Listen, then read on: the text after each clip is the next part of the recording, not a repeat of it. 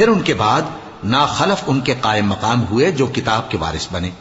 یہ لوگ اس حقیر دنیا کا مال و متاع لے لیتے ہیں اور کہتے ہیں کہ ہم بخش دیے جائیں گے، اور اگر ان کے سامنے بھی ویسا ہی مال آ جاتا ہے تو وہ بھی اسے لے لیتے ہیں۔ کیا ان سے کتاب کی نسبت عہد نہیں لیا گیا تھا کہ اللہ پر سچ کے سوا اور کچھ نہیں کہیں گے؟ اور جو کچھ اس کتاب میں ہے اس کو انہوں نے پڑھ بھی لیا ہے، اور آخرت کا گھر پرہیزگاروں کے لیے بہتر ہے، کیا تم سمجھتے نہیں؟